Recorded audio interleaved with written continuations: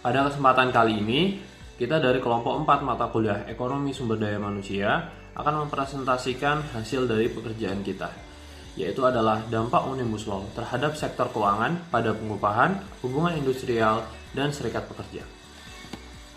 Yang pertama adalah Omnibus Law. Menurut Audrey O'Brien, pada tahun 2009, Omnibus Law adalah suatu rancangan undang-undang atau bill yang mencakup lebih dari satu aspek yang digabung menjadi satu undang-undang.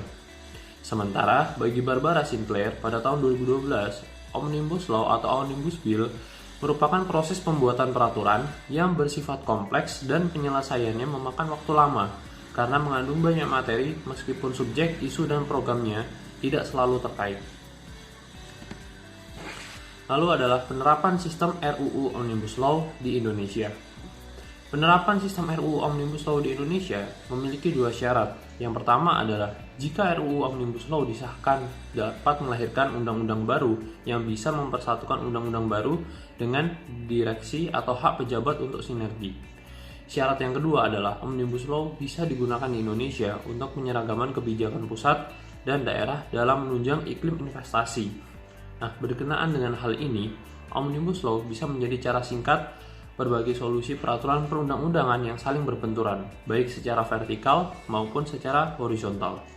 Saya akan melanjutkan penjelasan yang dilakukan oleh teman saya. Jadi yang berikutnya adalah pro dan kontra penerapan Omnibus Law di Indonesia. Jadi pro penerapan Omnibus Law di Indonesia yaitu Undang-Undang Omnibus Law dibuat karena banyaknya aturan, tujuannya jelas untuk mendampingkan aturan supaya aliran investasi masuk untuk pembangunan dan peningkatan sumber daya manusia dapat terwujud dan juga untuk pemasukan pajak lebih maksimal. Selain itu juga dengan adanya penerapan Undang-Undang Omnibus Law juga ekonomi digital akan terdorong dan juga memotong peraturan yang dianggap mempersulit. Lalu berikutnya juga ada yaitu adalah kontra penerapan Omnibus Law di Indonesia, yaitu Omnibus Law dianggap tidak sejalan karena tidak sesuai dengan Undang-Undang Nomor 12 Tahun 2011 tentang perundang-undangan. Salah satu penolakan datang dari seorang ekonomis Universitas Indonesia yaitu Faisal Basri. Beliau menganggap bahwa penerapan Omnibus Law akan melemahkan posisi pemerintah daerah dan buruh karena terjadinya shifting pemerintah pusat dan bisnis akan menjadi lebih kuat. Assalamualaikum warahmatullahi wabarakatuh. Kembali lagi bersama saya Arya Bima Cakti, NRP 13011180073. Nah, kali ini di slide bagian saya akan menjelaskan tentang tantangan penerapan RUU Omnibus Law di Indonesia. Nah, di sini ada dua tantangan. Yang pertama itu adalah masih banyaknya persepsi tentang Omnibus Law yang dianggap berdampak pada kebijakan pemerintah daerah karena dinilai membatasi kebijakan pemerintah setempat. Jadi ini bertentangan dengan UU Nomor 12 Tahun 2011 tentang pembentukan undang-undang yang menyatakan bahwa yang namanya di daerah harus dibentuk oleh daerah itu sendiri karena mempunyai otonomi daerah.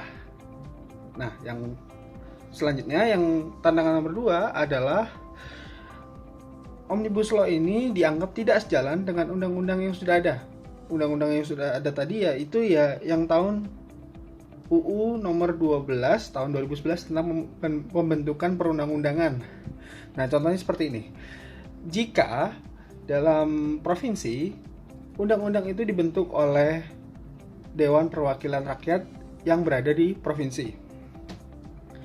Nah, jika yang itu berada di daerah, maka akan dibentuk oleh daerah itu sendiri yang berkenaan dengan daerah itu karena yang memahami daerah tersebut adalah Dewan Perwakilan yang ada di sana. Nah, pada slide selanjutnya, penerapan Omnibus Law terhadap sektor keuangan di Indonesia. Nah, adanya Omnibus Law ini sangat berdampak kepada sektor keuangan di Indonesia. Dikarenakan Omnibus Law ada tujuannya untuk memperbaiki sektor keuangan. Nah, dari sisi skala industri, jasa keuangan, Indonesia masih terlalu kecil ditandai dengan minimnya kontribusi sektor keuangan terhadap produk domestik bruto yang ada di dalam negeri.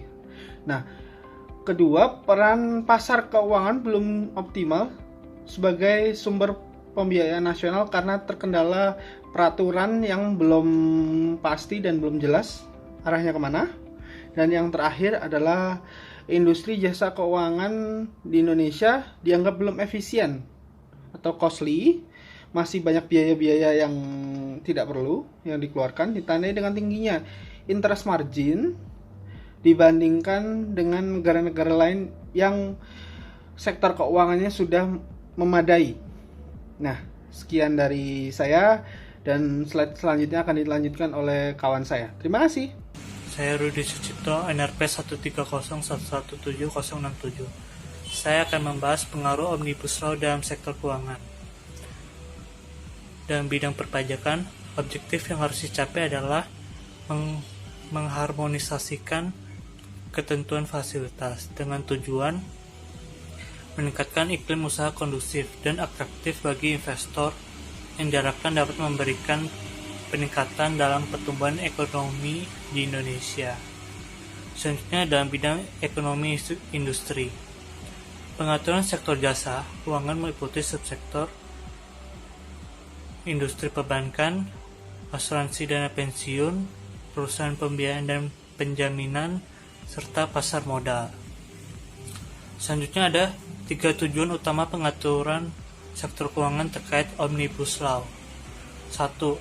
Untuk memperbesar skala industri jasa keuangan dan perluasan akses atau deep and inclusive.